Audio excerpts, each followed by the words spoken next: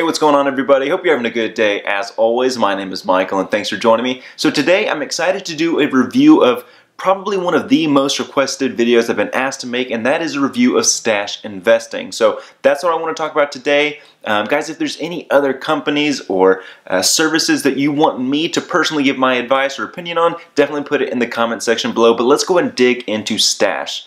Now, real quick, stash investing is just that. It is an investing tool. And there's certain features about it that I like, others that I'm a little bit hesitant on. And so let me just share you a brief recap of the main points that you need to understand. So to get started with stash, and I think this is probably one of their main advertised features, is you only need $5 to start investing. So it has a very, very low floor to get started investing with them, to the point where pretty much everyone can join, because if you don't have $5, you're more than likely not looking to invest at that point in time. Now, having said that, I do think there is one negative aspect to that only needing $5, which I want to share later, but that's probably one of the main benefits that they'll advertise, is that pretty much anyone can join. Whereas some companies have a $500 or $1,000 minimum balance requirement, these people only need $5, so extremely easy to join with them. Now, they're also what I would call a passive investing company, meaning that you're not going to make individual stock selections, right? You're not going to say, oh, you know what, I feel like going out and buying Tesla stock today, so I'm going to go buy Tesla through stash. That's not really how it works. Instead, what you do is you have a basic mix category, which is kind of what stash recommends for you to do given your risk tolerance. And then from there, you invest in certain, I don't know what word to call them other than maybe portfolios, right? And they have specific and catchy names, which I'm going to talk about here in a second. But when you open up your account, the majority of your portfolio is going to consist of your mixed investments and then your, let's just say, activism investments, right? And when I say mixed investments, kind of like they do with Wealthfront, they ask for your risk tolerance. So specifically, they have a conservative mix, which I imagine is going to be a higher selection of bonds and probably US-based stocks. They've got your moderate risk investment mix, which is more than likely a lower amount of bonds, higher amount of stocks. And then lastly, you have your aggressive mix, which is probably the lowest amount of bonds, the majority stocks, and even then, a lot of those may be in foreign or emerging market investments. So that is your mix, right? You've got your conservative, your moderate, and your aggressive. And that's probably going to be the majority of your investments. But from there, you then invest into, let's say, your activism or what you want to support, right? And I don't have a good way of explaining this, but instead let me just show you what it is that they advertise. And the first one that stood out to me is like the activist route, right? So you've got your mix, but you could also say, hey, for the rest of it, I want to go ahead and invest in the activist route, which has companies that are focused on green energy, companies that are focused on equality rights or do the right thing, right? And if you go to their website, and here's kind of a snapshot of what all of this looks like, you can go and look at each individual section of this whole activist portfolio, and you can find out what companies it is that they're investing in.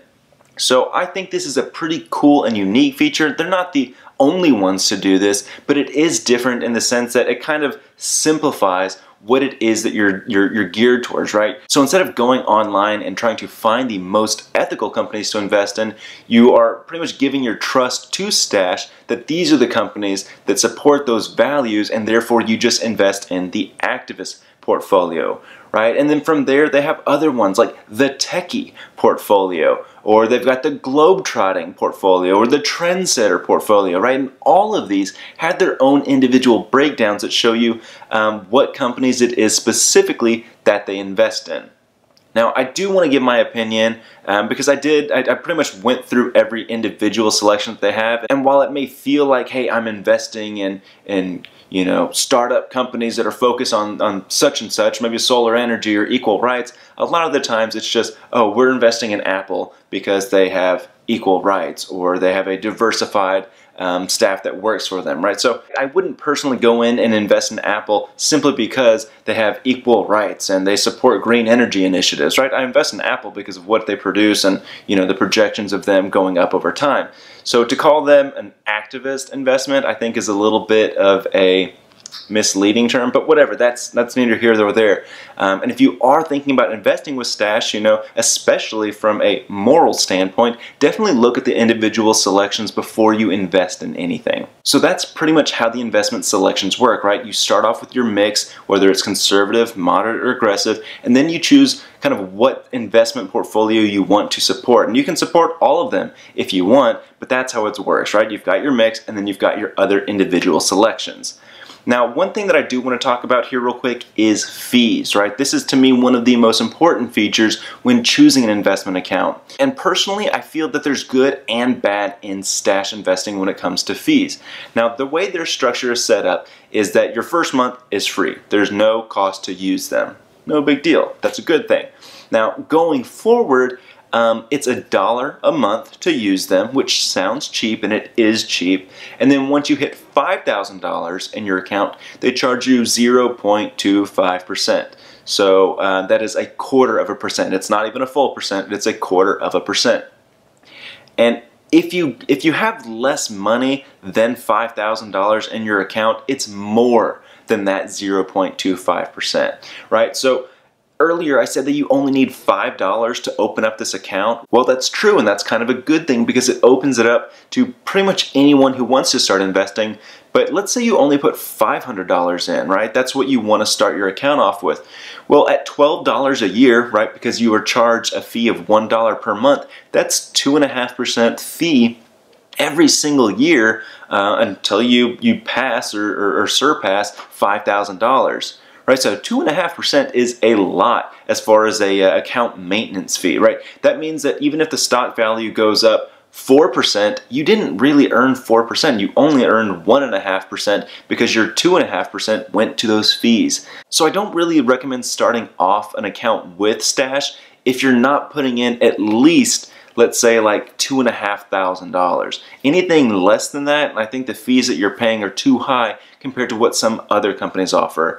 Specifically, I use Wealthfront, and this is not an advertisement for Wealthfront, but they only charge you a fee once you pass $15,000. Until then, it's totally free, right? So there's a lot of other companies I think that have a better fee structure. It's not to say that $1 a month is extremely expensive, but again, if you look at it percentage-wise, for smaller balances, it really is an expensive fee. So now that there's pretty much a basic understanding of what Stash investing is and how it works, let's just go over a few of the basic questions that I get from a lot of people from Betterment or Wealthfront and apply it towards Stash. So number one, what happens if you want to take your money out? Well, there's absolutely no problem. You can take your money out whenever you want. However, just like any other investing app, they're more than likely going to need to sell your investments and then put those funds back into your bank account. And that could take anywhere from like 3 to 5 business days. So yes, you can take your money out, but no, it's not an instantaneous process. Similarly, can you close out the account whenever you want? And the answer is yes, and the same exact things applies. They just need to sell your current investments, close the account, transfer the funds to your bank account. Now the next question I get a lot of times is, do they have more than just your generic investing account? And in this case, yes, they do. They've got your generic investing account. They've got your IRAs, both Roth and traditional, and they also actually have their own bank account as well. So you can get a checking account with a debit card and all of that fun stuff. I'm not going to dig too deep onto that part because I think most people interested are probably just going to go with the generic investing account.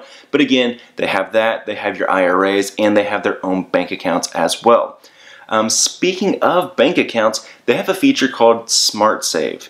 And I don't really think I'm a fan of this feature, but just to explain what it is. But what it is that you give them permission to monitor your bank account, and whenever they see that you have excess funds available, they'll just go ahead and transfer that away from your bank account into your Stash account, right? And I don't necessarily like this feature just because, I'm sure you determine what excess is whenever you set that up, but who knows, maybe you want those extra funds in there for a reason, right? And I just don't like the idea of them monitoring it and then taking it out without my permission. Instead, I'd much rather just say, hey, on the first of every month, take this much money out of my account, right? And that way it's predictable. You know exactly what's coming out on what day, and that's how I have it set up with my investing account personally. But they do have Smart Save, and if you are thinking about opening up a Stash account, definitely check that out before you do anything as well. Another feature that I want to highlight, which is not necessarily unique to Stash, but they do participate in, and that is called fractional shares. And this pretty much is what allows you to invest with such a low entry dollar amount. So, while you only need $5 to open up an account with Stash, $5 isn't going to buy you a share in Apple, right? Apple stock costs way more than $5 a share, but what they do is they buy a share of Apple, but they give you your fractional amount. So they're able to divide up an individual stock share into multiple parts so many people can invest into that one share. The last thing I want to bring up is the refer a friend, because I do think that this is a feature that if you ever use a service that has a refer a friend feature, take advantage of it. And theirs is pretty interesting. If you get anyone to join Stash through you and your individual link, you get $5 and they get $5. And that's a pretty good deal to me, right? It's free money for the most part. The only thing that limits how great this is the fact that it's only available up to $250. It would have been nice if it were unlimited, because then you could actually earn a whole lot to where you're offsetting some of the fees that you're paying, but unfortunately that is not the case. So that's my brief recap of Stash investing. I think they do have some great features, and I think they've laid everything out very, very nice and user-friendly so where it can draw a lot of people in, and it is very simple to use. Is it enough for me to change my individual investing company selection? No, at this point it is not, and I probably should have said this in the beginning, but I do not use Stash. I don't plan on using Stash, but I did want to go ahead and give my thoughts and opinions on it since so many others had asked me to do so. So that's what I think, guys. Hope you guys enjoyed this video. Again, if there's any other companies that you want to see reviews, definitely put it in the comment section below. Don't forget to like, subscribe, comment, share. You guys know what to do, but take care. I'll see you guys next time. Hey guys, I know I just said this stuff, but let me say it again. Thank you so much for watching this video. I appreciate all the support that you guys give me. And to support you, here's 2 more videos that I've made in the past in case you haven't seen them. Don't forget to share these with your friends and family so we can help all the people achieve their financial goals. Likewise, if there's anything that you would want to see made that you haven't seen thus far, definitely don't hesitate to let me know. But thanks again, take care, and have a good day.